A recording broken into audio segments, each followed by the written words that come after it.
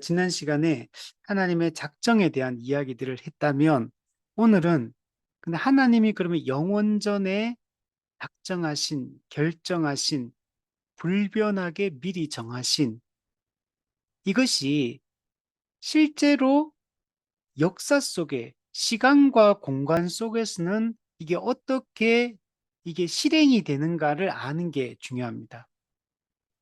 하나님의 작정은 삼위 하나님이 창세 전에 영원 전에 삼위 하나님의 계획 가운데 세워진 결정이고 불변하도록 세워진 결정이고 근데 실제로 천지가 창조된 이후에 인간이 창조된 이후에 역사 속에서 이게 어떻게 실제로 작정했던 것들이 실행이 되는가 이 실행에 대한 이해를 하는 게 여러분 중요합니다. 그래서 우리가 지난 시간에 14문에서 하나님은 그의 작정을 어떻게 실행하는가에 대한 얘기를 우리 지난 시간에 했던 겁니다. 하나님은 그의 무오한 예지, 미리 안다는 것.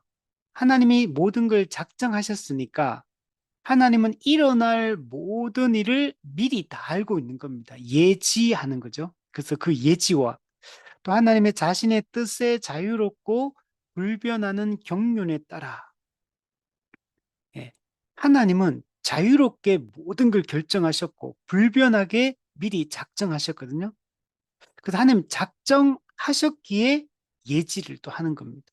그래서 이 예지와 하나님의 이 불변한 작정하신 경륜, 계획 속에서 일을 실행하시는데 두 가지 형태로 실제로 작정이 실행이 된다는 것. 그게 뭐냐면 첫 번째는 창조를 통해 작정이 실행되고 두 번째는 섭리를 통해 작정이 실행된다. 이렇게 말할 수 있어요. 우리가 이제 복음의 기초 1과에서는 이거 어떻게 표현하냐면 하나님은 창조자이시고 하나님은 섭리주이시다. 그래서 하나님은 창조하시고 창조하신 세상을 다스리신다. 이렇게 표현했죠. 이걸 다스리는 게 이제 섭리하는 거죠. 그래서 하나님은 창조를 하심으로 작정을 실행하시고 창조하신 만물을 다스리심으로 섭리하심으로 작정을 실행하신다. 이렇게 이야기를 할 수 있습니다. 그래서 대요리문답의 이 구조가 12, 14에서 하는 작정을 얘기했다면 이제 15문부터 20문까지는 그 작정의 실행에 대한 얘기를 하고 있다.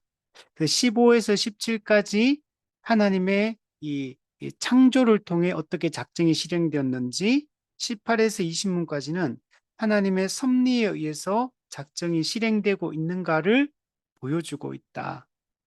자, 그래서 이 개념을 우리가 잘 이해하는 게 여러분 중요합니다. 좀 하나씩 한번 살펴보면 15에서 17은 하나님의 창조에 대한 이야기를 합니다. 어, 여기는 다른 교리문답과 대유리문답의 하나의 차이점이 있는데 주로 이제 다른 교리문답들과는 하나님이 이 천지를 창조하셨고 인간을 창조하셨다. 요 두 부분에 이제 초점이 맞춰져서 설명이 돼요. 보통은 그 천지 창조 또 창조의 중심인 인간 창조 요 부분에 맞춰서 대부분 이야기가 전개되는 반면에 대유리문답 같은 경우는 천사 창조에 대한 얘기가 하나가 더 덧붙여져 여러분 있습니다. 우리 앞부분에 12문부터 14문까지도 다른 게 소요리 문답 같은 경우나 뭐 아니면 또는 다른 교리 문답들 같은 경우는 이 작정 개념이 좀 설명이 안 돼 있는 부분도 사실 많아. 작정 개념이 다 있는 게 아니에요. 교리 문답마다. 근데 있다 하더라도 인간에 대한 작정, 요게 주된 그 내용을 이루거든요. 근데 이제 그 천사에 대한 작정, 인간에 대한 작정이 대유리문답은 함께 나오는 것들을 볼 수 있고 18문부터 20문에도 이 섭리를 설명하는 부분에 있어서도 보통은 그냥 예, 하나님의 그 만물과 인간에 대한 섭리 이 부분만 초점이 맞춰져 있는 반면에 이 대유리문답은 천사에 대한 섭리 이것까지 등장. 그래서 이게 독특한 이게 특징입니다. 천사에 대한 작정, 천사 창조, 천사에 대한 하나님의 섭리 이 부분이 이게 추가되어 있다라는 것들을 알 수가 있습니다. 자, 그래서 이 내용들을 한번 살펴보면 15문에 보면 창조의 사역이란 무엇인가? 자, 창조의 사역이란 하나님께서 태초에 그의 능력의 말씀으로 6일의 기간 동안에 모두 매우 좋게 그 자신을 위하여 그리고 세계와 그 안에 있는 모든 것을 무로부터 만드셨던 것이다. 이게 하나님의 이 창조라는 겁니다. 여기에 많은 이게 하나하나를 다 따져서 우리가 좀 생각을 해볼 필요가 있습니다. 자, 첫 번째, 누가 창조하셨느냐? 하나님께서 천지 만물을 창조하셨다. 네, 하나님께서 창조하셨습니다. 이 하나님은 우리 하나님을 히브리어로 엘로힘이라고 하거든요. 하나님은 창조주, 조물주이다. 그러니까 유일한 신적 존재로서 하나님께서 모든 것을 만드셨다. 하나님이죠. 하나님. 한 분 하나님. 유일하신 하나님. 나 외에 나밖에 다른 신이 없느니라. 한 분 하나님, 유일하신 하나님께서 천지 만물을 창조하셨습니다.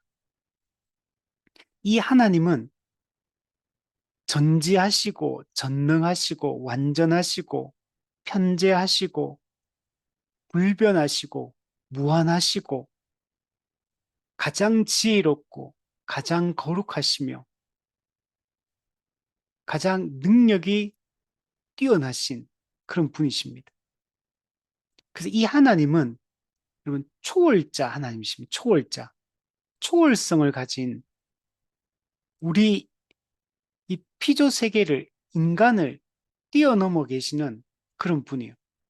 이분은 무한하신 분이기 때문에 피조물이 이 하나님을 사실 알 수도 없어요. 포착할 수 없어요. 이해할 수 없어요. 그분은 우리 너머에 계신 분이기 때문에 초월하신 분이기 때문에 다 이해할 수 없어요. 그래서 우리가 하나님을 인간의 유한한 이 지혜와 지식으로 담아내고 설명하려고 하면 왜곡이 여러분 될 수밖에 없습니다. 유한은 무한을 담아낼 수가 없어요. 유한은 무한을 포착할 수 없어요. 그래서 구도의 방법으로는 이 하나님을 우리가 알 수도 없는 겁니다. 하나님이 우리 유한한 존재에게 자신을 알려주실 때만, 즉 계시하실 때만 계시해 주신 것만 알 수가 있는 거예요. 이 분이 이 초월하신 하나님이 천지 만물을 창조하신 겁니다. 엘로힘. 그래서 이 하나님은 우리는 제1원인이다 이렇게 표현해요. 신학적으로 제1원인. 이 하나님으로부터 모든 것이 시작이 된 것입니다. 근데 이 하나님은 성경에서 또 여호와라고 얘기해요. 이 엘로힘의 이름이 뭐냐면 여호와 스스로 있는 자입니다. 성경에서 이 여호와 스스로 있는 자다라고 이렇게 얘기할 때, 이 여호와라는 단어 언제 사용하냐면 이 타락한 죄인을 구원하신 하나님. 그래서 구원하시는 하나님을 이야기할 때 여호와라는 이름을 씁니다. 그래서 우리가 성경에 보면 하나님 여호와, 여호와 하나님 이렇게 표현하잖아요. 그러니까 엘로힘 하나님이라는 거는 이 신적 존재에 대한 칭호이고 여호와가 그 유일하신 신이신 그분의 이름이 여호와인 겁니다. 우리가 예수 그리스도 이렇게 하면 그리스도는 기름 부음 받은 자, 구원자에 대한 칭호가 그리스도이고 그 구원자의 이름이 뭐냐 하면 예수스, 예수가 이제 그 그리스도의 그 메시아의 이름이 예수인 거죠. 그래서 우리가 하나님, 이 제일 원인이신 하나님, 초월하시고 그러나 우리 가운데 자신을 계시하시고 찾아오시고 구원하시는 이 내제자 하나님, 이 하나님이 천지 만물을 여러분 창조를 하신 겁니다. 어, 근데 어떻게 창조했냐면 태초에 여러분 창조를 하셨습니다. 태초에. 네, 시작 전에. 네, 모든 것의 시초에 하나님이 모든 것을 창조를 하셨습니다. 제가 한 가지 얘기 안 한 게 있는데, 그러니까 하나님께 천지를 창조했다 이렇게 하시는데, 근데 사실 이 하나님이라고 할 때 우리가 삼위 하나님이 천지 창조에 다 개입을 하셨습니다. 그래서 우리가 성부 하나님만 천지를 창조했다라고 생각하면 안 됩니다. 뭐 예를 들면 태초에 하나님이 천지를 창조하시니라. 그래서 성부 하나님께서 천지를 창조하셨죠. 근데 그 골로새서 1장 16절에 보면 만물이 그에게서 창조되되 여기서 그는 누구냐면 예수 그리스도를 말합니다. 만물은 예수 그리스도에 의해서 창조함 받았고 만물은 그를 위하여 그리스도를 위하여 창조되었다. 또 이렇게 표현합니다. 히브리서 1장 2절에도 보면 만물이 그리스도로 말미암아 지음받았다라고 말씀합니다. 그러면 창세기 또 1장 2절에 보면 하나님의 영이 수면 위에 운행하시니라. 하나님의 영, 성령이 수면 위에 운행하셨다. 수면 위에 다른 번역에 보면 활동하셨다. 수면 위에 움직이고 계셨다. 즉, 여러분 천지 창조가 성령에 의해서 창조되었다라고 얘기를 하는 겁니다. 그래서 우리 에, 천지 창조, 인간 창조가 성부, 성자, 성령, 삼위 하나님에 의하여 창조되었다라고 이렇게 우리가 이해를 여러분 해야 됩니다. 자, 다시 넘어가서 그래서 태초에 하나님이 천지를 창조하셨고 또 어떻게 창조했냐면 그의 능력의 말씀으로 창조하셨다. 네. 하나님은 말씀으로 여러분 창조하셨습니다. 하나님이 있으라, 하늘에는 새가 나르라, 이렇게 말씀만 하시면 모든 것이 여러분 존재하게 되는 겁니다. 말씀하시면 모든 것이 존재합니다. 그래서 말씀으로 창조하셨다라고 이렇게 말하고 있습니다. 그리고 6일의 기간 동안에 창조하셨다. 예.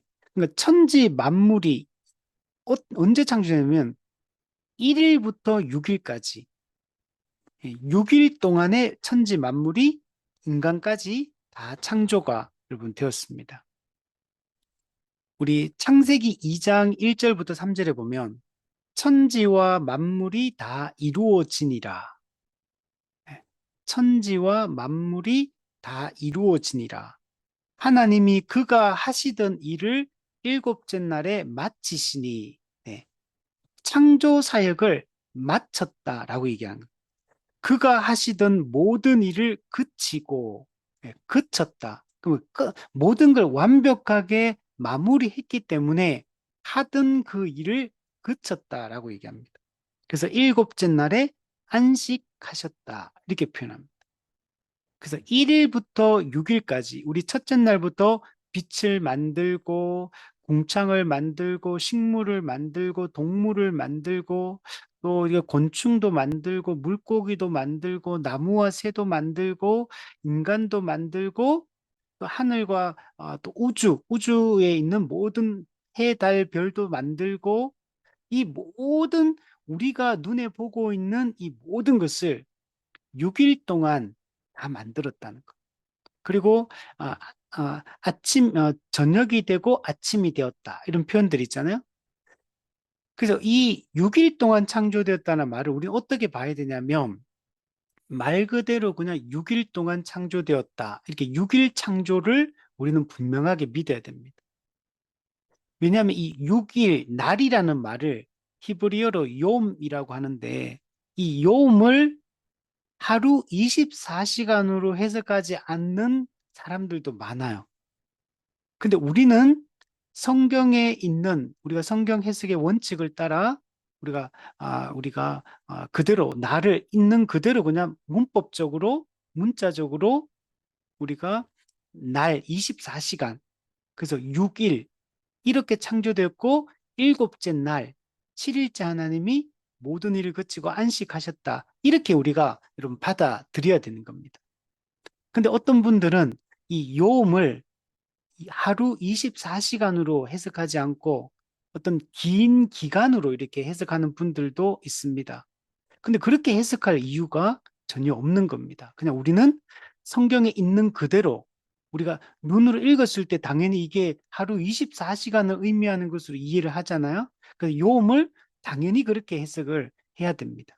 그래서 하루 24시간 6일 동안에 모든 것을 창조하셨고 모든 것을 창조하셨고 하나님은 이제 안식하셨다. 이렇게 우리가 받아들여야 됩니다. 근데 6일 동안 창조하는 이 과정들을 보면 창세기 1장 2절에 보면 땅이 혼돈하고 공허하며 또 흑암이 깊음 위에 있고 하나님의 영은 수면 위에 운행하셨다. 이렇게 표현되어 있거든요. 땅이 혼돈하고 공허하며 흑암이 깊음 위에 있다. 이러니까 혼돈, 공허, 흑암 뭔가 뉘앙스가 다 부정적으로 느껴져요.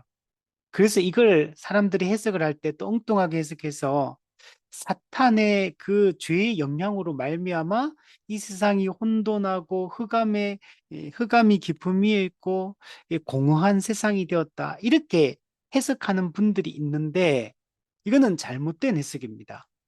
그럼 창세기 1장, 2장은 아직 타락하기 이전 시점이에요. 이때 이 사탄에 의해서 이 세상이 이런 식으로 되었다라고 그렇게 해석하는 것은 여러분 올바른 해석이 아닙니다. 그리고 창세기 1장, 2장의 전체적인 문맥을 보시면 이거는 하나님이 창조하시는 그 과정을 설명해 주고 있는 시점이거든요. 그 내용들이거든요. 근데 갑자기 하나님이 창조하시고 이 전체적인 글의 분위기가 창조의 과정을 설명하고 있고 그 창세기 1장, 2장의 이 모든 내용들이 다 긍정적인 내용으로 다 가득 채워져 있잖아요. 근데 갑자기 창세기 1장, 2장, 2절을 그런 식으로 이 부정적인 이 방향으로 해석하는 것은 문맥의 흐름상 옳지 않습니다. 그 인간이 타락한 것은 이 피조세계의 변질과 이 문제는 창세기 3장에서 인간이 창조의 중심인 인간이 타락함으로 하나님의 그 주되심을 거부하고 하나님의 왕권에 반역함으로 타락했고 그 결과로 뒤에 보면 땅이 너로 말미암아 변질되었다. 이렇게 말하거든요. 이 땅은 뭐냐면 이 피조 세계 전체를 상징하는 거. 이 땅이 너로 말미암아 이 인간의 타락, 아담의 타락으로 말미암아 모든 것이 왜곡되고 변질되었다라고 얘기하고 있거든요. 근데 창세기 3장에 인간이 창조의 중심인 인간이 타락하기도 전에 갑자기 창세기 1장 2절을 그렇게 부정적으로 이렇게 사탄과 그 죄의 영향이라고 이렇게 말하는 것들은 어, 이게 논리적으로 맞지 않는 성경 해석이에요. 그래서 우리가 그냥 문맥을 따라 자연스럽게 글의 그 분위기를 따라서 우리가 해석하는 것들이 옳고 신학적 해석, 성경 전체 신학적인 흐름을 봤을 때도 그것은 옳지 않은 해석이다. 그래서 그럼 이 혼돈하고 공허하다는 말이 무슨 말이냐면 이 천지 창조가 여러분 처음에는 땅이라는 게 하나가 딱 만들어집니다. 그리고 뒤에는 수면 위에 운행하셨다 성령님이. 그러니까 물로 땅 전체가 뒤덮여 있다라는 것들을 알 수가 있고. 근데 그 과정에서 이제 현재 우리가 보고 있는 이 지구, 그리고 해, 달, 별, 그러니까 이 우주에 있는 이 모든 것들이 어떻게 형성되어져 가는가를 이 과정을 설명해 주고 있는 거예요. 예를 들면 우리가 진흙 덩어리를 산에 가가지고 좋은 진흙을, 황토를 가지고 와가지고 이제 도자기를 이제 구우려고 하는데 어떻게 합니까?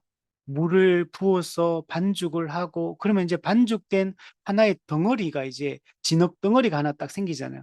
그러면 그걸 가지고 어떻게 합니까? 진흙을 빚어서 찻잔의 모양으로 만들고 이게 정교하게 그걸 만들고 뭐 유약을 바르고 또 그림을 그리고 불에 굽고 뭐 이런 과정들이 있는 거잖아요.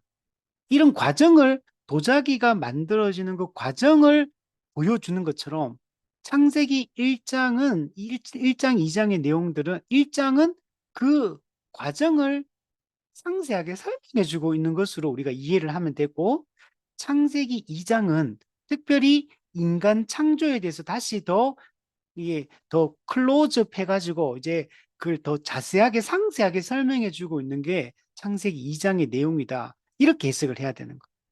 그래서 혼돈하다는 말은 죄로 말미암아 혼돈해졌다 이런 말을 말하는 게 아니라 무질서하다 이런 말이에요. 질서가 없는 상태다 아직까지는. 당연하겠죠. 우리가 찻잔을 만들 때도 진흙을 만들고 할 때 처음부터 딱 손만 대면 바로 찻잔이 만들어지는 게 아니잖아요. 우리가 쪼물락쪼물락쪼물락 해가지고 모양도 빚어야 되고 또 아닌 거는 끌어내야 되는 끌어내고 또 붙여야 될 거는 손잡이는 또 붙이고 이런 과정이 있어야 되는 거잖아요. 그래서 아직은 이제 이 질서가 잡혀 있지 않은 상태, 무질서한 상태다. 이제 그래서 무질서에서 질서를 만들고 그 다음에 어떻게 합니까? 그 만들어진 거기에 이제 채워 넣는 과정. 텅 비었다. 공허하다는 말은 이게 텅 비어 있다는 뜻이거든요.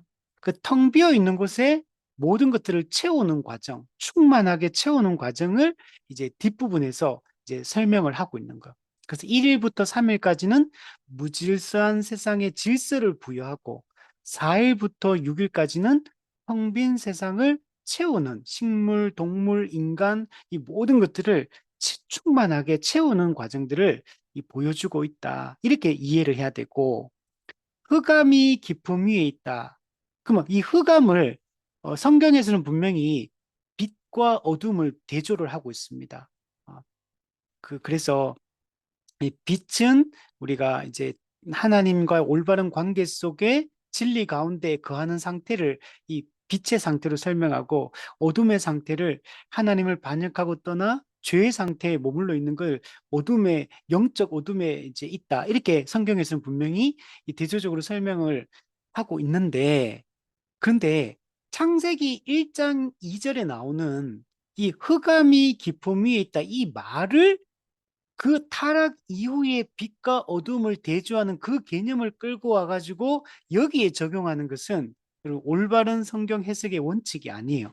그래서 지금 이건 어떤 거냐면 그냥 그 창조하는 그 과정을 설명할 때 그냥 물리적으로 어두운 상태다. 아직 빛이라는 게 만들어지지 않은 상태이기 때문에 물리적으로 어두운 그 상태에 대한 설명을 하고 있다. 이렇게만 이해를 해야 돼요.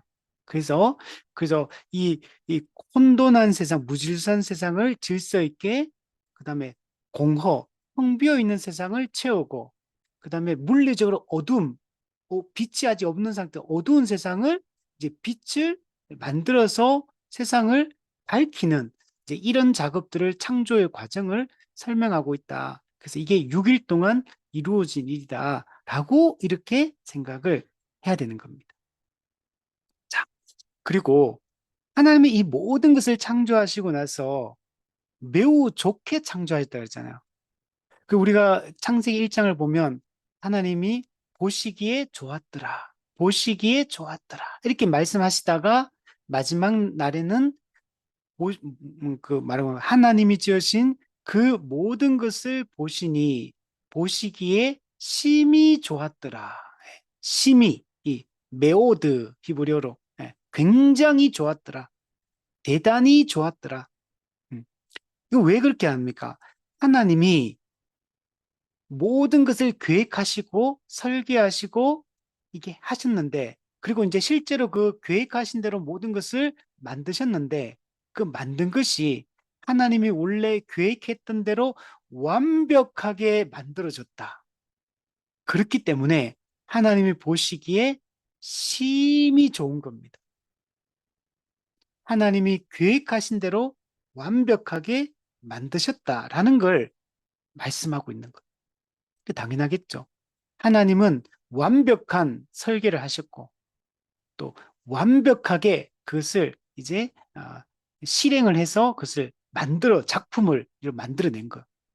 그리고 여러분, 원래 만든 모든 피조 세계, 여기는 이 인간을 포함하고 인간 창조, 또 만물 창조, 이걸 다 포함해서 이 모든 것들은 하나님의 영광을 반영하고 있어요. 우리가 자연 계시, 일반 계시라고 하죠. 이 모든 이 자연 계시 속에는 하나님의 성품과 그분의 영광이 반영되도록 만들어 놨어요. 그러니까 하나님이 계획하신 대로 모든 작품을 만들어 놓고 이 모든 것을 바라보시니까 완벽한 계획대로 만들어졌을 뿐만 아니라 그렇게 했다는 얘기는 하나님의 이 만든 만물을 통해 하나님의 영광과 능력과 이 모든 것이 이것을 통해 반영되고 있으니까 하나님이 얼마나 기쁘시겠어요. 그래서 매우 심히 하나님이 만족하시고 이 기뻐하셨다라는 것들을 말하고 있는 거예요. 즉 하나님은 이 창조 세계를 긍정하고 계신 거예요. 긍정. 이게 되게 대단히 중요합니다. 하나님이 창조 세계를 긍정하고 있는데 이 긍정하신 보시기에 심히 좋았다 말씀하신 이 창조 세계를 하나님이 다 없애버리실까 나중에? 절대로 그렇게 하지 않겠죠. 우리가 타락 이후에 우리 이런 말 하잖아요. 장차 하나님이 이 세상을 불태워서 없애버릴 거라고 우리 생각하잖아요. 이 불타 없어질 세상, 막 이렇게 생각하고 말하잖아요. 이거는 맞지 않아요. 보시기에 심히 좋았다고 하는 말씀하셨고, 땅이 너로 말미암아 이제 변질되고 왜곡된 이후에도 하나님이 노아를 노아와 또 그 모든 가족들 그리고 모든 그 동식물들 이 모든 피조 세계와 함께 하나님이 노아 언약을 맺잖아요.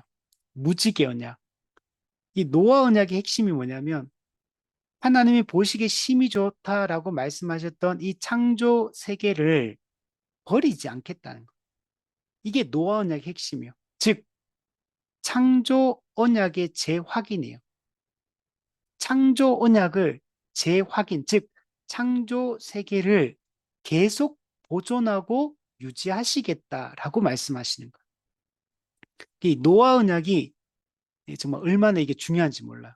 그리고 이게 나중에 로마서 8장에 오면 지금 인간의 타락으로 말미암아 피조물의 대표인 이 아담의 타락으로 말미암아 모든 피조 세계가 변질되고 현재 왜곡된 상태예요.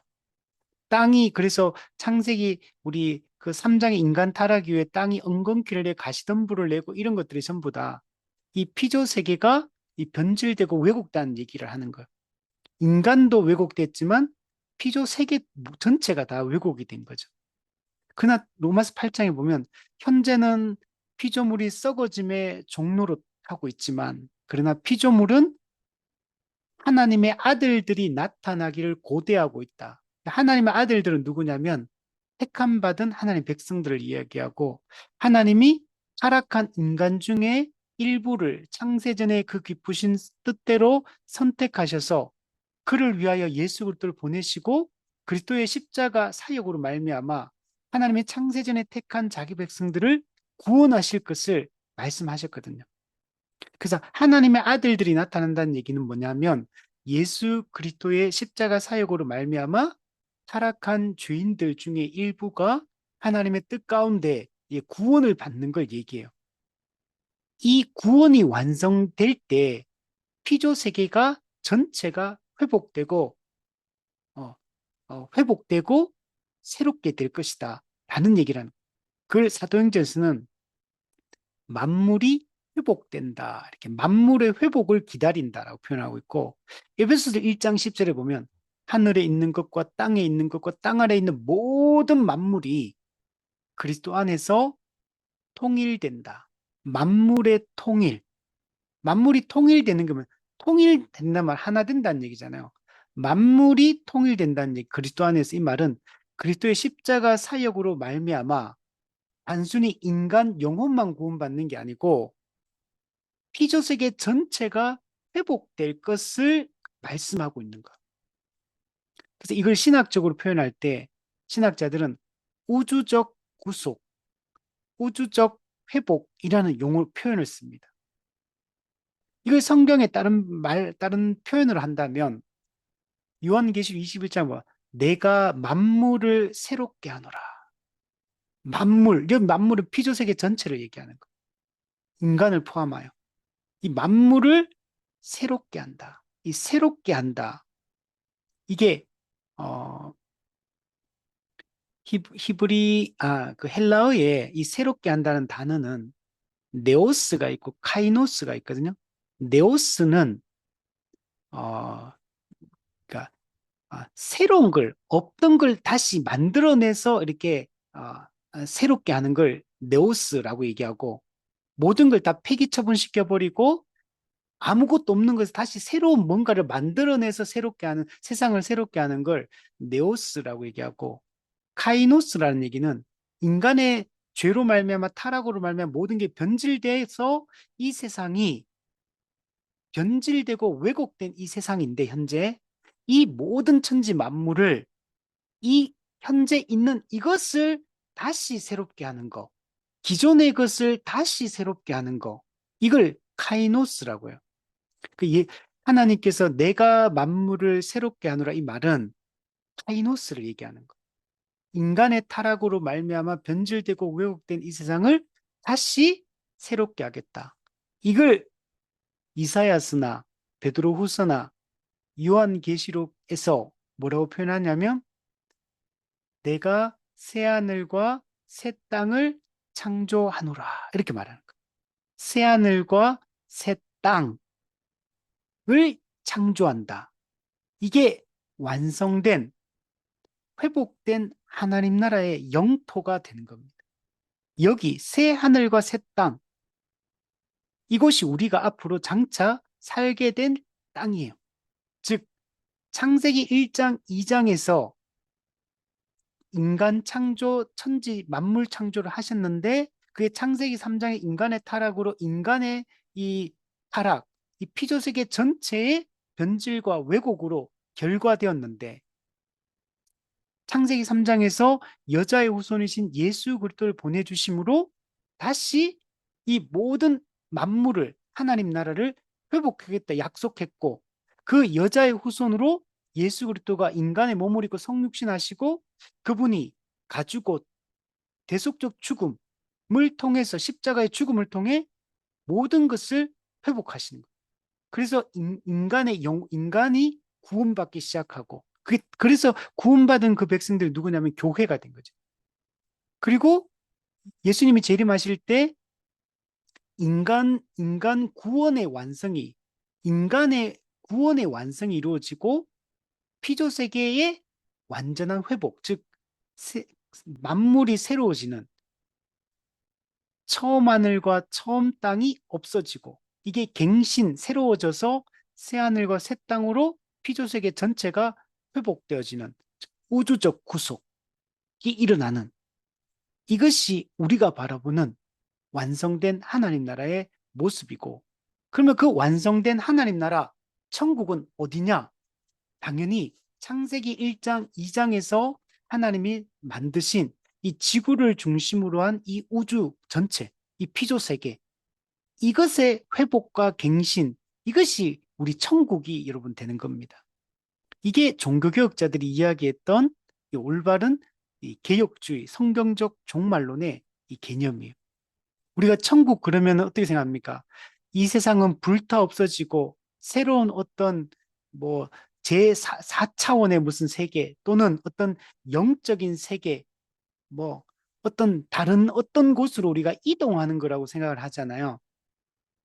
그런 개념이 아니에요. 그거는 왜곡된 이 세대주의 종말론에서 나온 왜곡된 사이비 종말론의 사상이고 우리 종교개혁자들이 이해했고 사도 바울이 가르치고 성경의 저자들이 가르치고 있는 이 올바른 이 종말론은 이, 하나님이 창세기 1장, 2장에서 보시기에 심히 좋았다라고 말씀하셨던 이 인간과 피조세계 전체의 회복이 이루어져서 하나님이 원래 이 창세기 1장, 2장에서 만드셨던 이 세상의 이 연속 가운데 이 하나님 나라가 완성이 되어진다. 이렇게 우리가 개념을 이해를 해야 됩니다. 이게 여러분 이게 종교개혁자들이 이해했던 올바른 이 사상이다. 그래서 지금 이런 것들이 왜곡이 되어 있어요. 이 세대주의 이 종말론의 그 영향이 워낙 강력해서 지금 한국 교회도 우리 옛날부터 들어왔던 거는 죽으면 그냥 어떤 새로운 세상으로 이동한다. 뭐 다른 차원의 다른 어떤 영적 세계로 이동한다. 뭐 이렇게 생각하는 것들은 왜곡된 사상이다. 라는 것들을 우리가 잘 알아야 됩니다. 자, 그리고 우리 뒤에 보면 그래서 매우 좋게 그 계획대로 모든 걸 만들었고 근데 이 목적이 뭐냐면 천지 창조의 목적이 궁극적 목적이 뭐냐면 그 자신을 위하여 하나님을 위하여 천지 만물을 만든 거예요.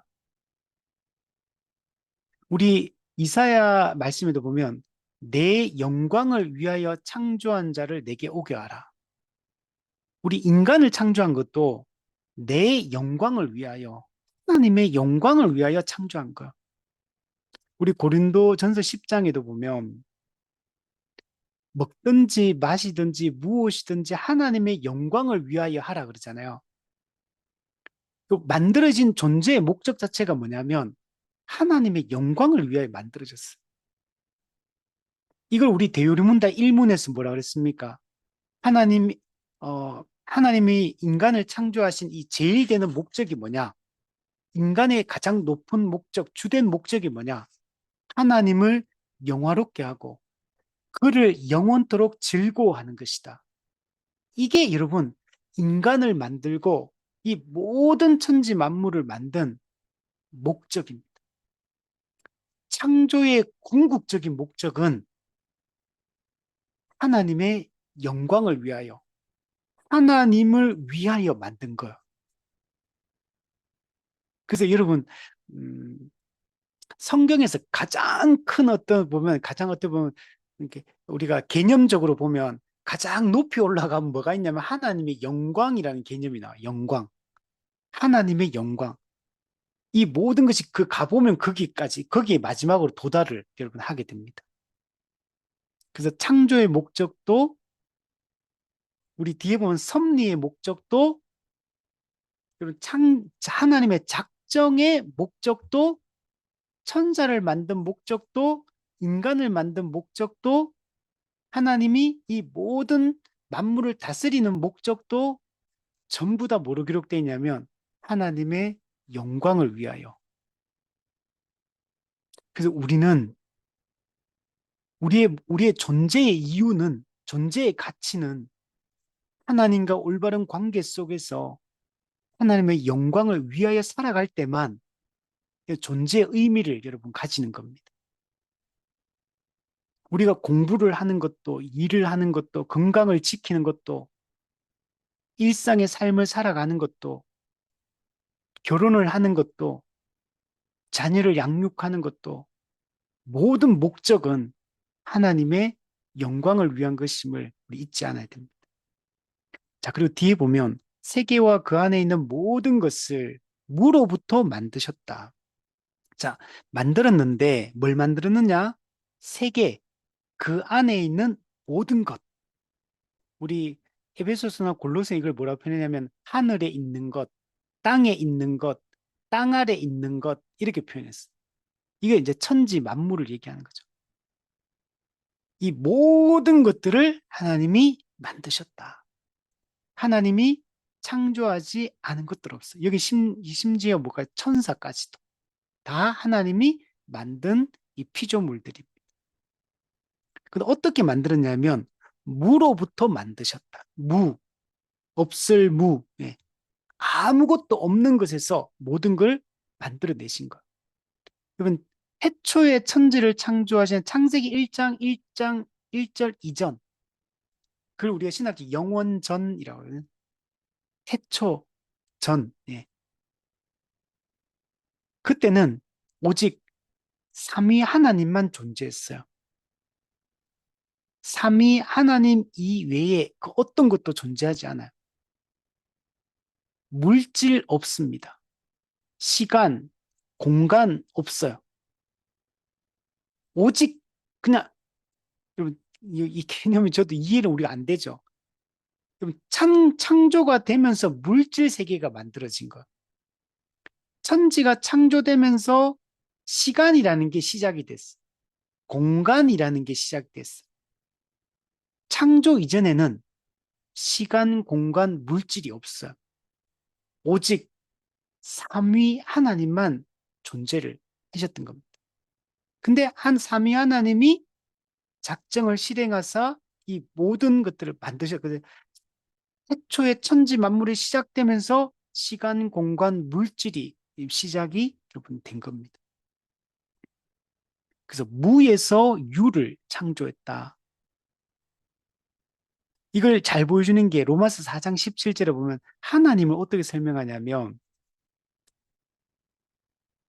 없는 것을 있는 것으로 부르시는 분이다. 이렇게 표현해요. 죽은 자를 살리고 없는 것을 있는 것으로 부르시는 이다. 없는데 있게 만드는 분. 있으라 그러면 존재하는 거예요. 그러니까 하나님이 무에서 유를 창조했다는 걸 우리가 잊지 말아야 됩니다. 그래서 우리 진화론에서 이야기하는 것들은 옳지가 않은 겁니다.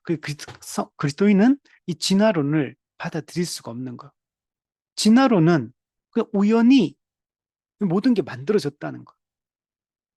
진화론도 그 최초의 원인으로 들어가 보면 뭔가가 있는 겁니다. 뭔가 최초의 어떤 물질이 있으니까 그걸 기반으로 이렇게 만들어졌다는 거잖아요, 결국에는. 근데 성경에서 말한 것은 무에서 유를 창조했다라고 얘기를 하고 있다는 겁니다. 그래서 진화론의 이런 이렇게 유에서 시작되는 거, 이거는 옳지 않다. 그리고 뭐 자연 선택, 돌연변이 뭐 이런 개념으로 이게 설명하는 것들을 우리가 받아들일 수 없는 겁니다. 자, 우리 대의문대 16문을 보면 하나님은 천사들을 그럼 어떻게 창조했느냐? 17문은 인간을 어떻게 창조했느냐라는 부분을 얘기해요. 자, 천사들은 어떻게 창조했느냐? 하나님은 모든 천사들을 불멸하며 거룩하고 지식이 뛰어나며 능력이 강력하도록 창조하셨다. 그리고 하나님의 명령을 수행하며 하나님의 이름을 찬양하도록 하셨다. 그러나 변화될 수 있다.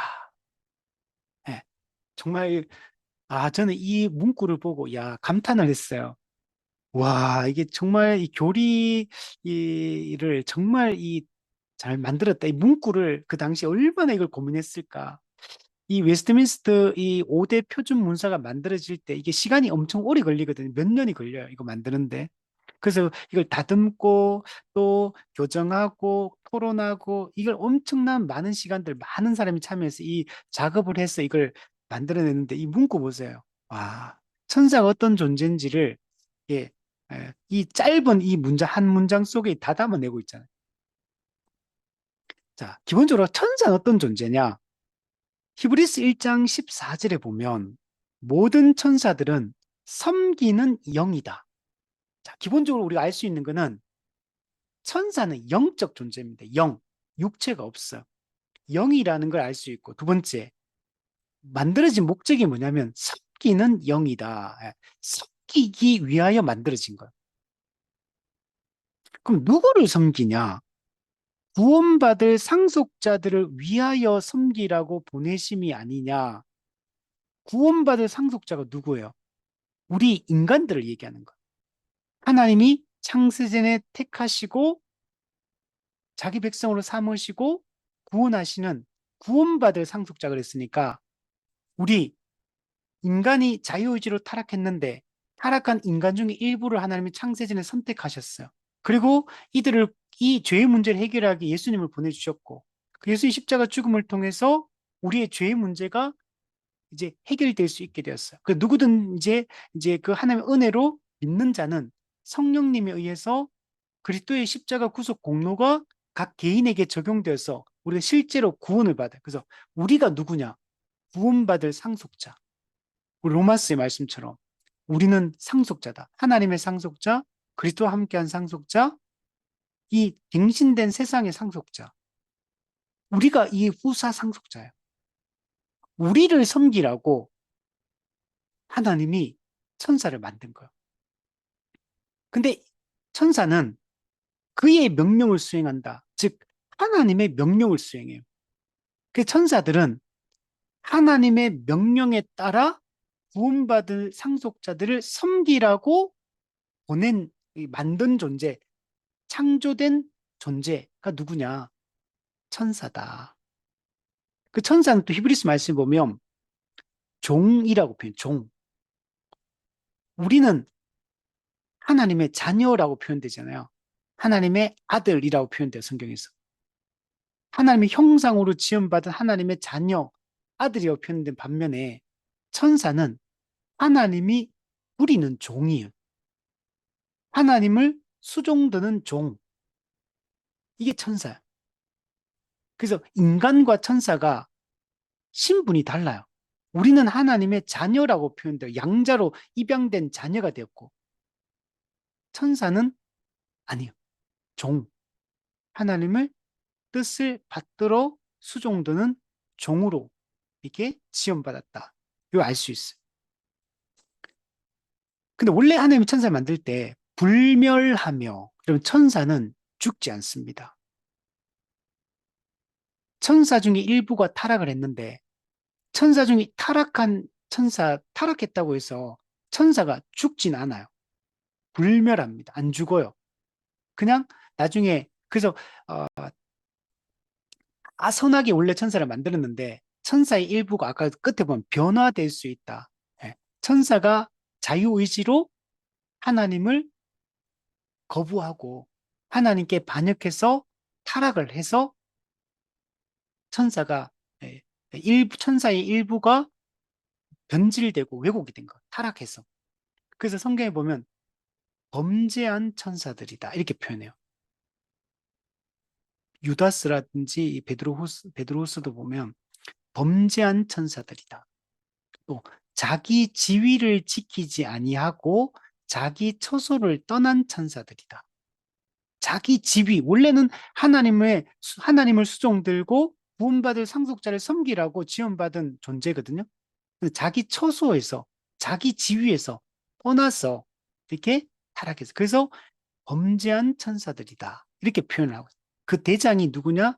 성경에 나오는 마귀, 사탄, 옛뱀, 용이라고 표현되어 있는 이게 그 우두머리이고, 그리고 성경에서 귀신 들렸다 할 때 귀신, 이거는 전부 다 범죄한 천사들, 타락한 천사들을 지칭하고 있다. 이렇게 우리가 생각을 해야 됩니다. 그러나 이들도 그래서 이제 타락 이후에는 선한 천사가 있고 타락한 천사가 있는 겁니다. 선한 천사는 성경에 보면 계속 하나님을 수종들고 하나님이 명령하시는 일들을 수행하는 그런 일들을 종으로서 그 일들을 수행하고 있는 것을 성경에서도 볼 수 있고 이 타락한 천사는 마귀, 그 다음에 이 타락한 또 나머지 쫄개 천사들 이들은 지금 하나님을 대적하고 하나님의 백성인 교회를 이렇게 대적하며 있다는 걸 알 수 있고 그러나 예수님의 십자가 사역으로 말미암아 현재는 결박된 상태이고, 그리고 최후 심판 때 요한계시록 20장에 보면 불과 유황못에 세세토록 던져져서 괴로움을 받게 되는 것들을 요한계시록에서 마지막 최후의 장면을 묘사를 해주고 있습니다. 그리고 영원히 천사들 어떻게 되냐면, 선한 천사는 완성된 하나님 나라에서 하나님과 신구약에 구원받은 모든 백성들과 모든 선한 천사들이 함께 영원히 살게 될 것이고, 타락한 천사들은 그 불신자, 지옥의 불과 용못에 떨어진 모든 불신자들과 타락한 천사들이 함께 지옥, 하나님이 이 벌을 주기에 만든 감옥, 이 여기서 세세토록 영원히 괴로움을 받게 됩니다. 그러니까 천사가 타락했다고, 인간이 타락했다고 없어지는 게 아니에요. 소멸되는 게 없어요. 영혼 소멸, 육체 소멸은 성경에 없는 사상이에요. 모든 영적인 존재는, 인간도 천사도 죽지 않아요. 인간이 일시적으로 이 땅에서 육체적 분리가 있는, 영혼과 육체적 죽음을 통해 영혼과 육체의 분리가 일어나지만, 예수님이 재림하시면 신자의 몸도 불신자의 몸도 다 부활하게 되고, 분리되었던 영혼과 몸이 결합되어서 그리스도의 심판대 앞에서 각 사람 행한 대로 최후 심판을 받고, 신자는 영원한 하나님 나라에, 불신자와 불신자는 영원한 이 지옥에 들어가서 형벌을 받게 되죠. 그러니까 엄밀하게 말하면 죽는 개념이 없어요. 영적인 존재는 천사도 인간도 여러분 죽지 않아요. 불멸하는 존재입니다.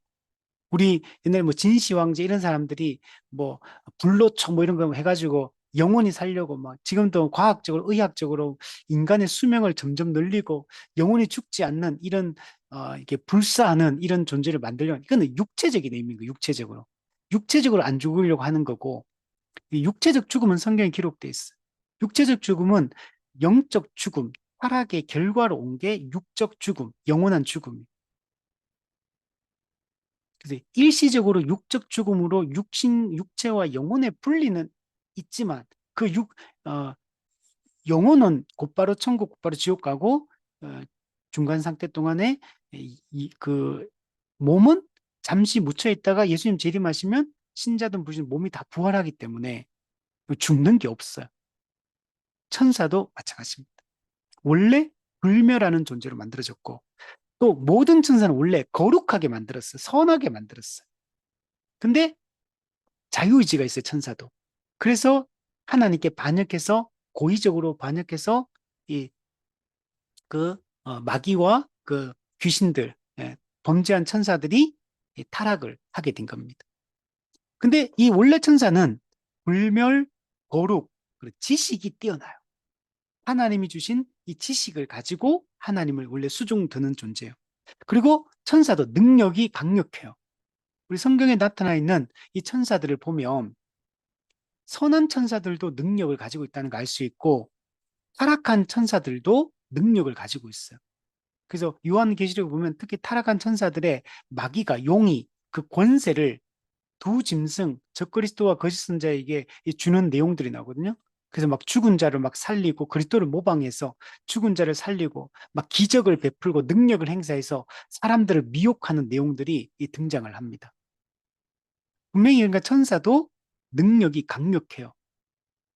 물론 예수님과 이게 하나님과 대결할 그런 능력이 아니지만, 그러나 분명히 그런 존재로 지음을 받았어요. 자, 그래서 그의 명령을 수행하고 그의 이름을 찬양하는 게 여러분 만들어진 목적인 겁니다. 천사는 종입니다. 종의 특징은 뭡니까? 주인의 명령을 따르는 거예요. 주인의 명령을 따르는 게 천사가 만들어진 목적입니다. 그리고 하나님의 이름을 찬양하는 게 이 목적이에요. 그래서 요한계시록에 가면 천사들이 거룩하다, 거룩하다, 만군의 주 여호와 이러면서 하나님을 찬양하는 내용들이 가득해요. 그래서 우리가 장차 요한계시록 보면 천사들도 하나님을 계속 찬양하고 있고, 그 요한계시록 24장로, 내 생물, 24장로는 신구약의 모든 하나님의 백성을 12 더하기 12, 12지파 더 12사도 신구약의 모든 하나님의 백성을 이 상징하는 게 24장로입니다. 24장로가 하나님을 찬양합니다. 하나님과 그리스도를 찬양하는 모습을 볼 수 있고, 내 생물, 이 내 생물은 모든 피조물을 상징합니다. 인간을 포함하여 모든 피조물들이 하나님을 이 찬양하고 있다라는 것들을 볼 수 있습니다. 그래서 요한계시록에 24장로, 내 생물, 또 모든 이 천군, 이게 천사들이 하나님을 찬양하는 내용이 가득하는 거, 이건 뭘 보여주냐면 완성된 하나님 나라가 하나님께 영광 돌리고 찬양하고 예배하는 이런 삶이 영원하게 지속될 것임을 보여주고 있고, 그 하나님을 찬양하며 그 영광과 기쁨 가운데 막 기뻐하면서 그 즐거움을 누리는 것들을 볼 수 있거든요. 천국이 바로 그런 곳이다 라는 것들을 좀 보여주고 있습니다. 자, 그런데 아까 본 천사는 여러분 선하게 지원받았지만 변화될 수 있어요. 인간처럼 자유의지를 가졌기 때문에 고의로 하나님께 반역하는 게 가능해요. 근데 하나님이 시켜서 타락한 게 아니고 천사의 일부가 고의적으로 하나님께 반역해서 타락한 것. 그 천사는 남자, 여자가 없어요. 천사는 결혼을 안 합니다. 천사는 하나님이 원래 처음에 만들 때 만들어진 숫자만큼 딱 숫자가 고정적이에요. 우리 웨스턴 신앙 고백서에 보면 그 일정한 숫자로 만들어졌고, 근데 성경에 보면 천사가 엄청 많게 묘사가 되어 있습니다. 그래서 엄청 많은데 이제 일부가 타락했고, 나머지는 그냥 하나님 원래 만든 목적대로 그 선하게 하나님의 뜻을 수행하고 수종된다. 이렇게 우리가 이해를 하면 됩니다. 그 장차 타락한 천사들은 영원한 멸망에 처해지게 됩니다. 우리 대유리문답 13문에 한번 보시면 천사와 인간에 대해 하나님 무엇을 작정했는가를 우리 살펴봤거든요. 그 중간에 보면 천사의 일부를 영광으로 선택하시고, 또한 그리스도 안에 사람의 일부를 영원한 생명으로, 그리고 그 방편도 선택하셨다. 한편 그의 주권적 능력과 그 자신의 뜻의 경륜에 따라 나머지를 지나쳐, 그러니까 천사도 사람도 나머지를 지나쳐 그의 공의의 영광을 찬양하도록 하셨다. 이렇게 하거든요. 그러니까 천사의 일부도 여러분 이게 타락을 했고, 사람의 일부도 타락했고, 그리고 그래서 처음부터 하나님은 이 하나님의 작정 속에서 선택과 유기가 이미 작정돼 있어요. 사람도 천사도. 그러나 그 구원받을 자와, 그러니까 천국에 가는 자와 지옥에 가는 자가 명확하게 천사도 인간도 원래 작정되어 있었고 구분되어 있었어요. 자, 그래서 여기서 오해하면 안 되는 게 하나님이 천사를 타락하도록 만든 것도 아니고 인간을 타락하려고 만든 게 아니에요. 자유의지를 가진 천사와 인간이 스스로 우리 그 딴 데 보면 고의적으로 타락을 해서 하나님께 반역을 한 거예요. 그 중에 하나는 인간이 타락하는 일부를 선택하셔서 구원해 주시는 거고, 물론 이것도 작정돼 있는 거요, 이전에. 그리고 일부 나머지는 지나쳐요. 유기 내버려 둡니다. 그걸 통해 하나님의 공의가 드러나도록 하시는 거예요. 천사도 마찬가지예요. 천사의 일부가 스스로 타락했고, 그 타락한 일부를, 인간은 타락한 모든 인간 중에 일부를 구원해 주는 과정이 있는데, 타락한 천사 중에는 하나님이 구원시켜주는 그런 작정은 없어요. 그래서 선한 천사는 그냥 그대로, 타락한 천사는 그대로 그냥 지옥에 이렇게 보내서 형벌을 받게 하시는 것들을 성경에서 볼 수 있습니다. 17문, 하나님은 인간을 어떻게 창조하셨는가? 하나님이 다른 모든 피조물을 만드신 후에 6일까지 여러분, 인간 이외의 모든 피조물을 다 만듭니다. 하늘과 땅과 물에 사는 모든 것들을, 땅 속에 사는 것들. 자, 그리고 나서 이제 창조의 맨 마지막의 순서상 인간을 창조합니다. 창조의 순서상 맨 마지막에 만들었다는 얘기는 뭘 의미하냐면, 인간 창조 이전에 만들어진 모든 피조물은 인간을 위하여 만들어졌다는 걸 의미해요. 인간이 살아갈 환경으로 만들어졌다라는 걸 의미합니다. 인간이 창조의 중심이다라는 걸 의미합니다. 자, 그리고 인간을 어떻게 만들었느냐? 처음부터 남자와 여자로 만들었어요. 요즘에 뭐 제3의 성이 있다, 뭐 이렇게 얘기를 막 하잖아요. 근데 하나님은 처음부터 남자, 여자 이렇게 두 성으로만, 양성으로만 원래 하나님 만드셨습니다. 그래서 원래 하나님의 계획 속에 남자, 여자가 다 포함되어 있는 거. 하나님이 남자를 만들고 나니, 원래는 남자만 만드는 게 목적이어서 만들었는데, 뭔가 문제가 있거나 부족해서 여자라는 걸 다시 계획해가 만든 게 아니에요. 우리 예를 들면, 건물을 건축할 때도 처음에 원래 설계도가 있잖아요. 원래는 화장실을 한 개 높이로 설계를 했는데, 만들다 보니까 상황이 바뀌어서, 아, 화장실이 여기 두 개 있어야겠다. 그래서 설계도를 변경해가지고 두 개의 화장실을 만드는 것처럼 하잖아요. 근데 인간 남자 여자를 만들 때 그렇게 만든 게 아니라는 거. 하는 처음부터 인간을 만들 때 남자 여자 이렇게 계획을 했고 그 계획을 실행해서 남자 여자 이렇게 만든 거야. 그래서 오늘날 이런 뭐 제3의 성이 있고 뭐 이런 것들은 성경적으로 옳지 않고 그래서 우리가 이런 부분들을 우리가 잘 막아내는 게 중요합니다. 자, 그리고 남자의 육체는 땅의 먼지로 지었고 땅의 먼지 흙으로 만들었죠. 예. 이 흙이라는 게 먼지, 더스트, 먼지로 만들었어요. 이 먼지라는 얘기는 흙이라는 얘기는 예, 이제 이 하나님과 완전히 비교되는 존재예요. 인간이 다른 피조물과는 분명히 또 대조돼요. 피조물이긴 피조물인데 피조물 중에 어떤 으로 지원받았거든요. 피조물을 다른 피조물을 다스리는 존재로 지원받았고 다른 피조물과 다르게 하는 형상으로 지원받았고 그러니까 피조물 중에는 분명히 창조의 중심이긴 한데, 그러나 하나님과 창조주와는 비교될 수 없는 존재예요. 그러면 격이 다른 겁니다. 인간을 하나님의 자리로 올리려고 하거나 하나님의 격의 위치에 인간을 세우려고 하면 안 돼요. 예를 들면 동물도 마찬가지, 동식물 같은 경우도 인간과 모든 다른 피조물들이 피조물이라는 측면에서는 동일하지만 인간은 다른 피조물을 다스리는 존재로 지원받아, 통치자로 지원받았거든요. 그래서 인간과 뭐 동물이나 이런 식물들을 같은 격으로 놓으면 안 돼요. 이게 명확하게 이걸 구분을 해야 됩니다. 우리가 요즘에 뭐 애완 이 동물들을 많이 키우잖아요. 그래서 이 쓰는 용어라든지 표현이나 마음의 어떤 마음가짐 이런 것들도 이런 것들을 애완동물들을 인간의 격으로 격상시켜 놓은 이런 표현들 또 어떤 생각들 이런 게 많잖아요.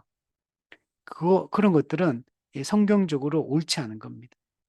그래서 우리가 동물을 사랑하고 귀하게 여기고 보호하고 하는 건 우리가 이제 하나님 만든 이 창조 명령, 문화 명령 속에 있기 때문에 우리가 잘 관리하고 다스리고 하는 것들은 우리가 해야 될 사명이지만 그러나 인간의 격으로 높여서는 안 된다.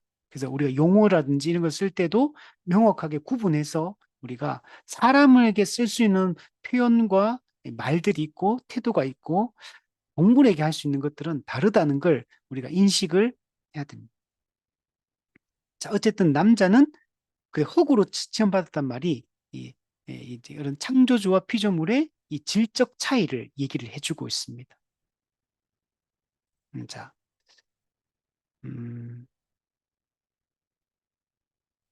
그 칼바르트가 했던 말 중에 하나님의 초월성을 칼발트가 강조를 하면서 하나님 어떻게 표현하냐면 전적 타자로서의 하나님이다.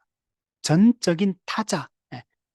인간과 이렇게 같이 놓을 수 없는, 같은 위치에 놓을 수 없는, 예, 다른 분이라는 거예요. 전적 타자로서의 하나님.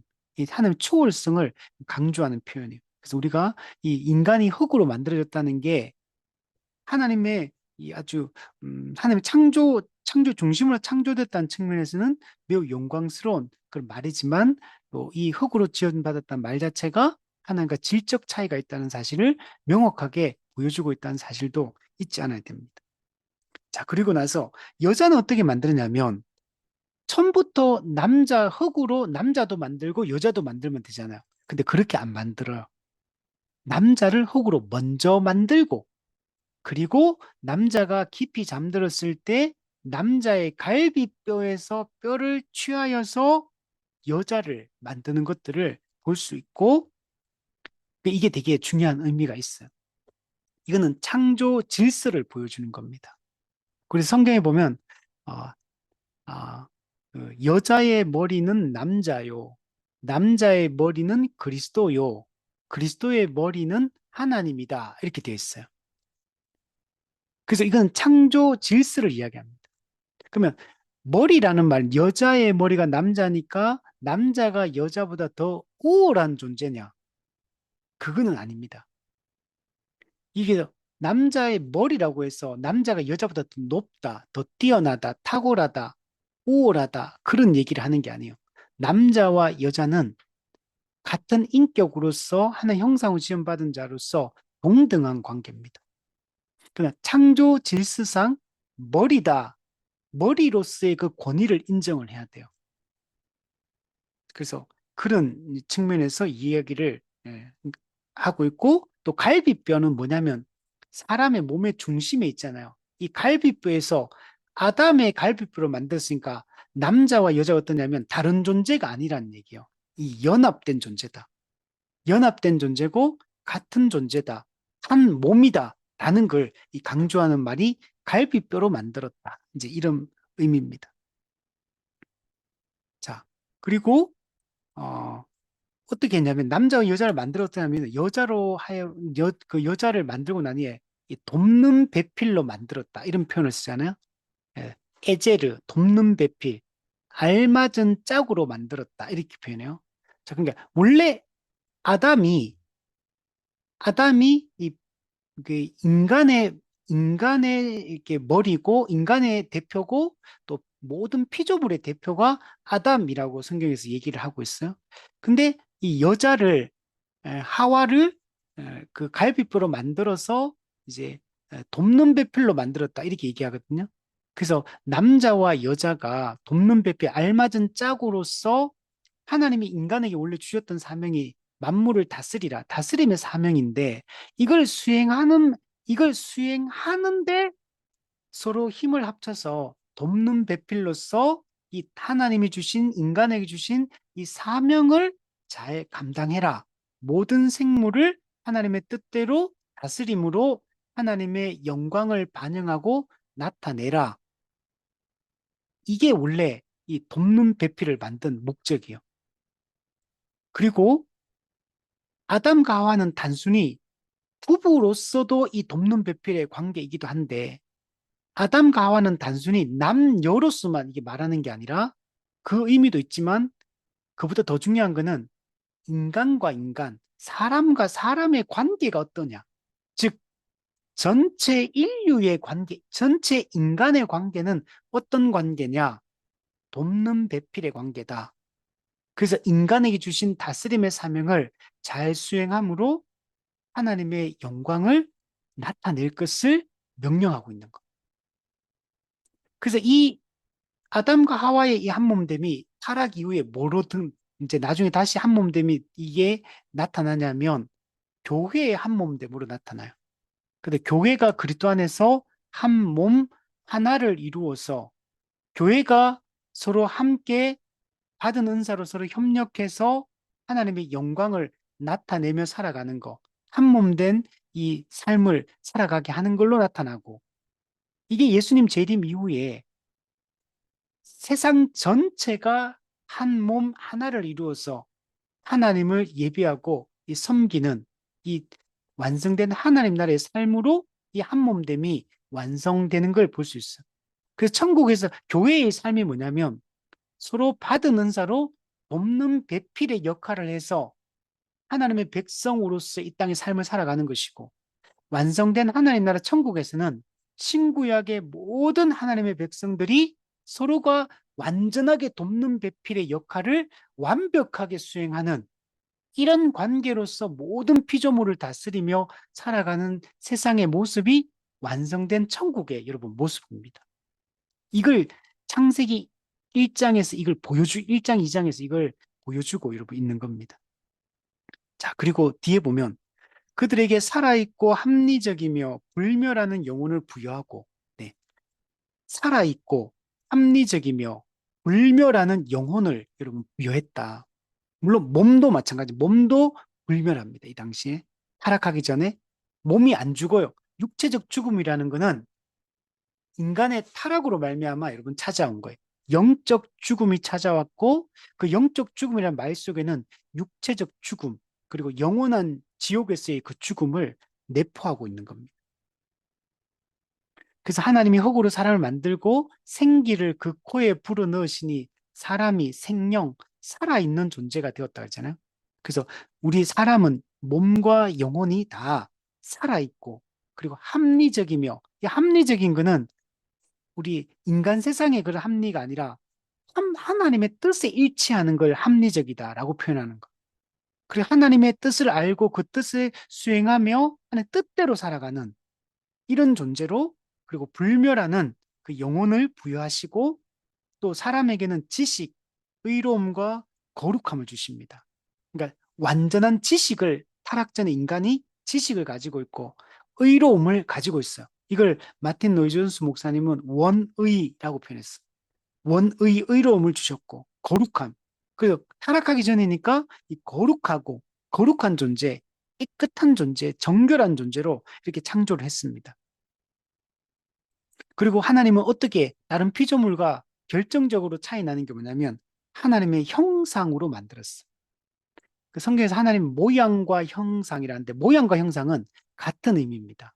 히브리어 단어는 다른 단어인데 근데 의미는 같은 건데, 같은 의미를 두 번 반복해가지고 강조하기 위해서 모양과 형상으로 첼렘으로 만들었다 이런 얘기를 해요.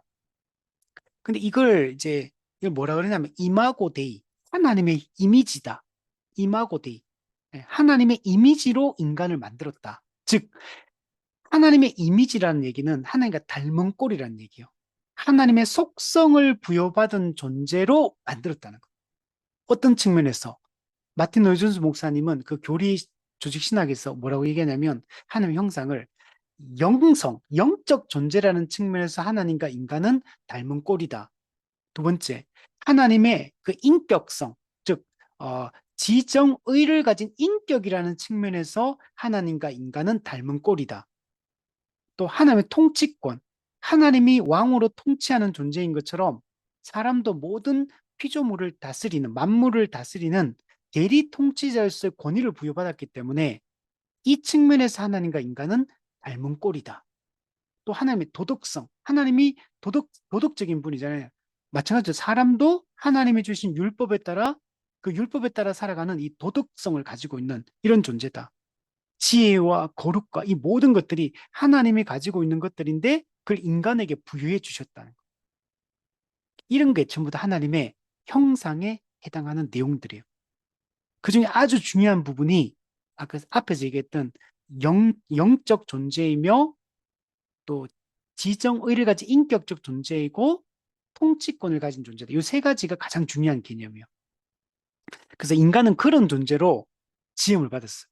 그러면 천사 같은 경우는 영적 존재예요. 그러나 천사한테 모든 생물을 다스리라라고 말은 안 해요. 이건 인간에게만 주어진 거야. 자, 그래서 뒤에 보면, 그래서 이렇게 만들어서 하나님의 법을 그들의 마음속에 기록하며 하나님의 법, 하나님의 이 도덕법, 율법을 인간의 마음속에 기록했어요. 그래서 처음에 인간을 만들 때 율법이, 십계명과 이 도덕법이 인간의 마음속에 그냥 기록 자체가 돼 있어요. 그러면 타락 전의 인간은 하나님의 율법을 알겠습니까? 모르겠습니까? 마음에 기록되어 있으니까 그냥 하나님의 법 자체를 알아요. 지식을 가지고. 그리고 그 율법을 지킬 수 있는 능력도 가지고 있어요. 그래서 타락 전의 인간은 마음에 기록된 율법을 실행하는 게 하나도 어렵지 않아요. 법도 알고 있고 법을 지킬 능력도 다 가지고 있는 상태가 타락전의 상태거든요. 그래서 인간은 하나님의 그 뜻대로 살아가는 게 가능한 존재로 여러분 지음을 받았다는 것. 로마스 2장 15절을 보면 마음에 기록된 율법의 행위라는 표현이 나와요. 율법이 마음에 기록돼 있고 그게 타락 전에는 그 마음에 기록된 율법을 그냥 지키며 살아갔어요. 근데 타락하니까 마음이 변질되고 왜곡이 돼요. 그러니까 마음에 기록된 율법을 인간이 이제는 알지도 못하고 행할 능력도 없게 돼요.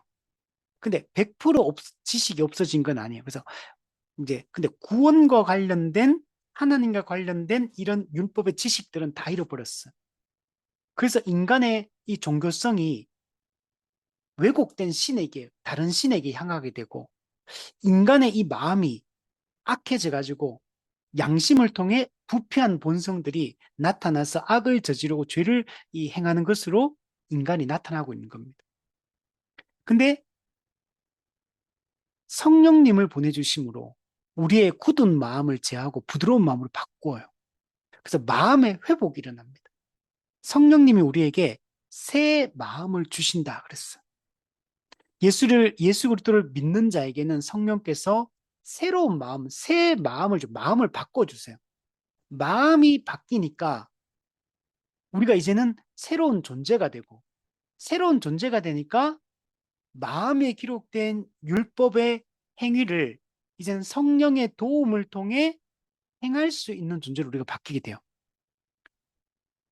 그래서 성령을 통해 그 하나님의 법을 알게 되고 그 성령의 도우심으로 율법에 순종하여 거룩하게 살아가는 게 이제는 가능한 존재가 신약 시대의 성도들입니다. 교회입니다.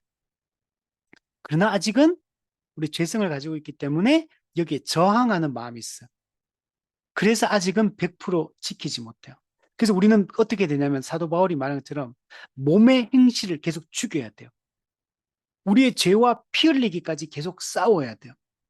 그러면서 이제는 하나님의 성령의 인도함을 따라 율법에 순종하며 살아가기 위해서 힘을 써야 돼요. 그러면 죄와 싸워 이길 수 있고 우리는 거룩하게 선을 행하며 살아가는 게 가능한 존재가 신약 시대의 새 언약 백성이다. 이렇게 말할 수 있습니다.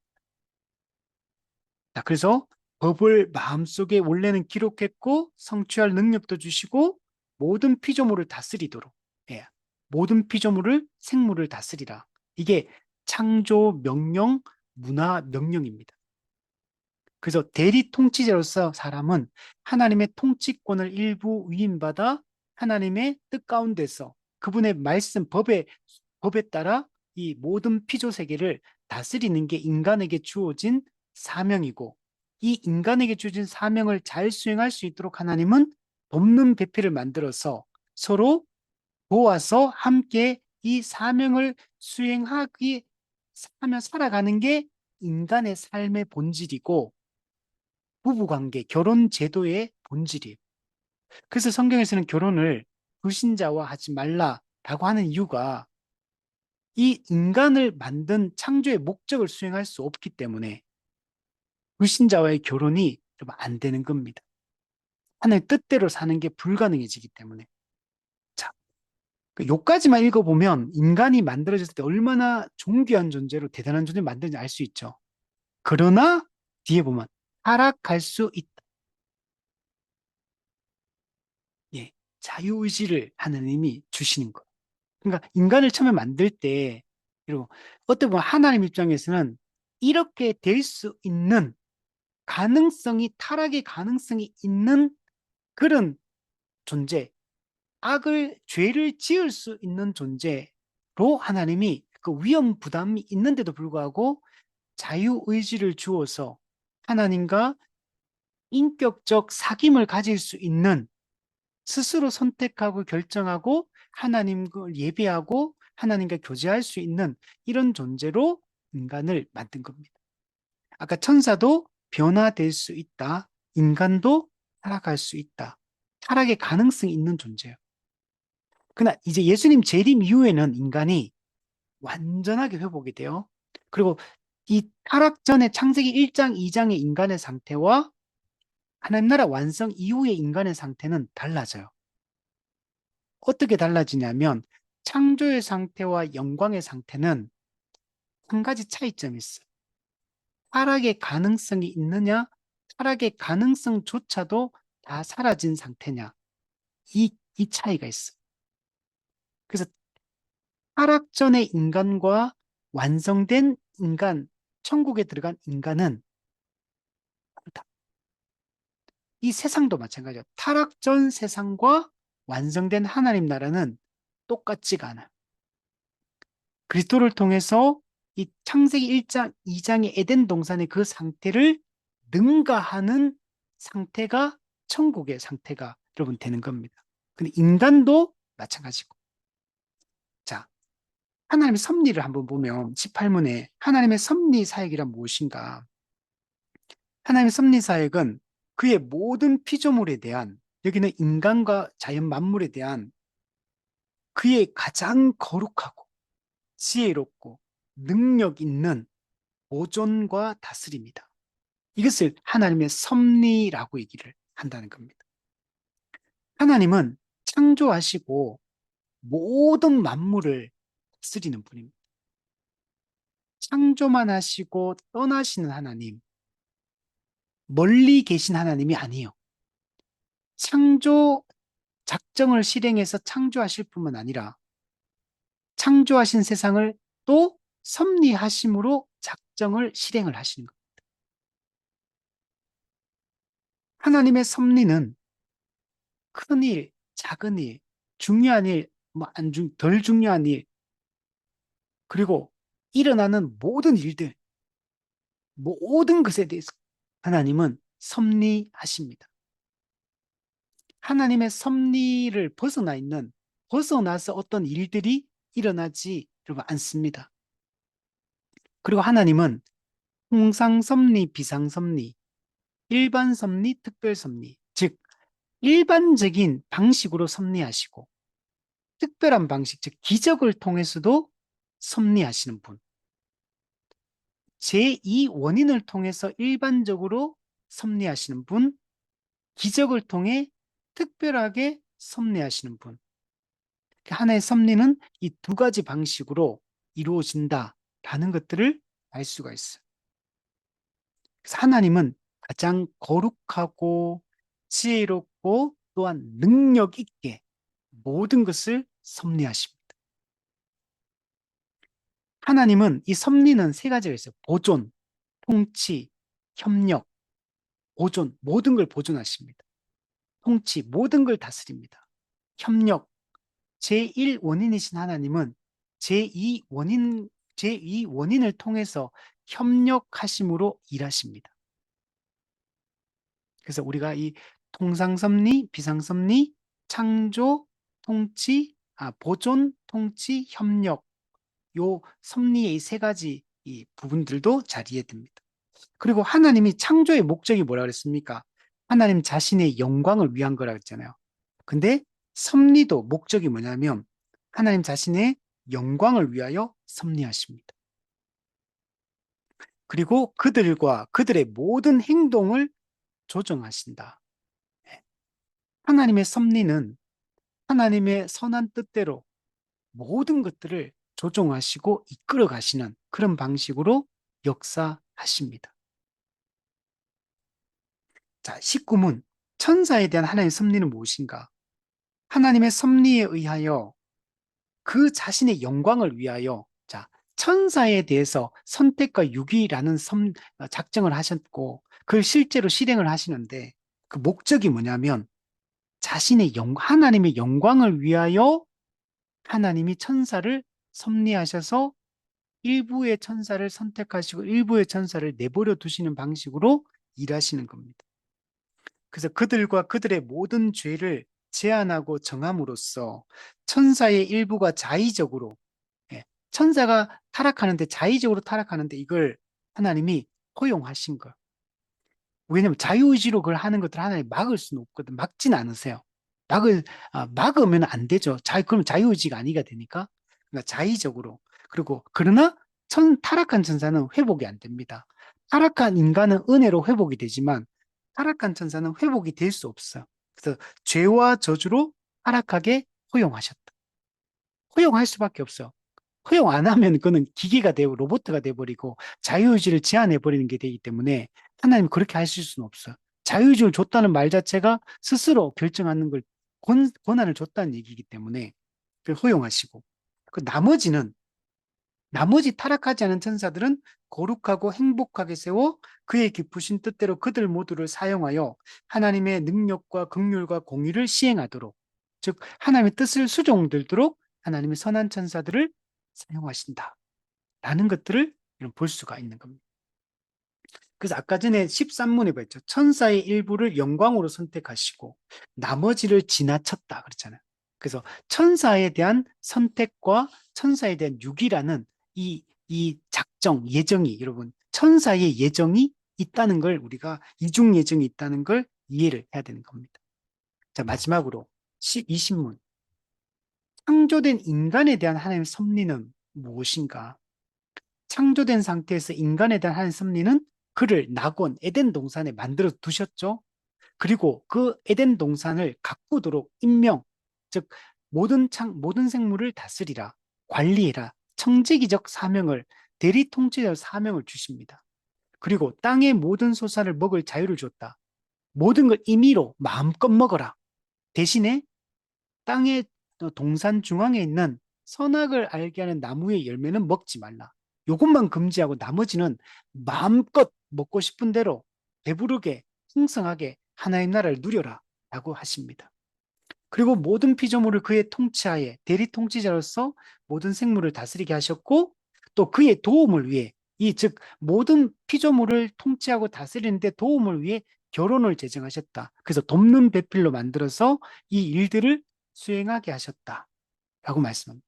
그로 하여금 자기와 교제할 수 있게 하셨다. 창조의 목적이 뭐냐면 인격적 사귐이거든요. 하나님과 교제할 수 있게, 교제할 수 있게 하시고, 그리고 안식일을 제정하셨다. 그래서 7일째 하나님이 안식하셨다 그랬잖아요. 근데 하나님은 안식이 사실 필요 없어요. 근데 왜 안식일을 제정하시냐면 사람에게 안식이 필요하기 때문에 그래요. 그래서 이 안식일을 제정하신 것은 하나님이 피곤해가지고 일해가 피곤해가 안식을 만든 게 아니고 사람을 위해서 안식일을 제정하셔서 하나님과 올바른 관계 속에서 하나님의 법대로 살아가면 하나님의 안식을 누리게 될 것임을 말씀하시고, 이 안식이 창조의 목적이다라는 것들을 보여주기 위하여 안식일을 만듭니다. 아직은 제도화되진 않아요. 근데 나중에 우리 그 10계명에서 4계명에서 이제 안식일이 제도화되는 것들을 볼 수 있습니다. 그리고 만나 사건에서 보면 이 안식일 규정들이 등장하는 것들을 볼 수 있습니다. 자, 그리고 또한 이게 중요한 거, 생명나무를 보증으로 하는, 생명나무가 보증하는 게 뭐냐면 영원한 생명을 말하는 겁니다. 영원한 생명을, 그래서 생명나무가 보증으로 하는 인격적이고 완전하고 영속적인 순종을 조건으로, 예, 하나님과 인간은 언약을 맺었는데 언약의 조건이 있어요. 그게 뭐냐면 순종, 하나님의 명령의 말씀에 순종하는 거. 그, 어, 말씀에 순종하는 게 매우 중요해요. 이게 언약의 조건이거든요. 근데 이 조건을 어기면 저주를 받고, 언약의 조건을 지키면 복을 받는 거. 근데 만약에, 그래서 인격적이고 완전하고 영속적인 순종. 그러니까 순종을 이번에 했다가 나중에 안 하면 안 돼요. 불완전한 순종해도 안 돼요. 인격적이고 완전하고 영속적인 순종을 인간이 하게 되면, 즉 선악과를 따먹지 않게 되면 어떻게 되냐면 생명나무가 보증하는 영원한 생명을 얻어요. 그래서 뒤에 보면 순종을 조건으로 그와 하나님과 생명의 언약을 맺었다. 생명의 언약, 영원한 생명의 생명나무가 보증해주고 있는 거. 근데 조건이 있어. 인격적이고 완전하고 영속적인 순종을 하면 영원한 생명을 줄 것이고, 영원히 하나님 나라에서 하나님과 영원히 함께 안식을 누리며 살게 될 것이다. 그리고 인간은 이게 이렇게 하는 게 쉽고 어렵지가 않아요. 왜? 인간은 거룩하고 의롭고 지식을 가지고 있고 하나님의 뜻을 알고 그 뜻에 순종할 수 있는 능력을 가지고 있기 때문에 아담과 하와가 이 언약의 조건, 순종의 조건을 지키는 것은 너무 쉬워요. 근데 아까 이제 타락할 수 있다. 외적인 유혹에 의해서, 외부의 유혹에 의해서 자기 자유의지로 인간이 이를 어길 수도 있는 이런 존재예요.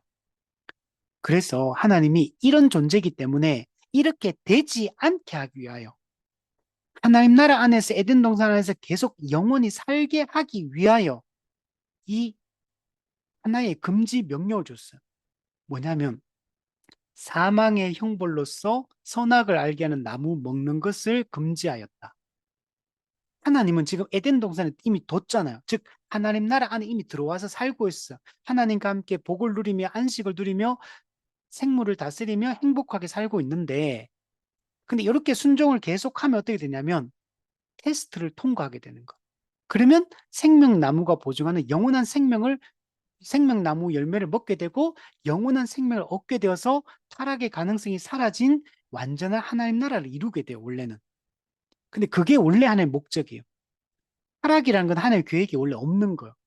근데 인간이 고의적으로 타락함으로 이제 하나님 거기에 모든 것들을 또 그 상태에서 새롭게 회복의 과정을 거치는 거지.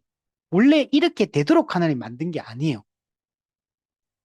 자, 그래서 근데 자유의지가 있기 때문에 이런 가능성이 있기 때문에 이렇게 되지 않고 하나님의 순종해서 영원한 하나님 나라를 이루도록 하나님이 선악과 금지 명령을 준 거예요. 선악 금지 명령을 줬다는 얘기는 하나님이 은혜를 베풀어 주는 거예요. 사람이 타락하지 않도록, 하나님 나라 쫓겨나지 않도록, 하나님 관계가 틀어지지 않도록, 그래서 안식을 영원히 누리며 영원한 생명을 누리게 하기 위하여 금지 명령을 주신 거예요.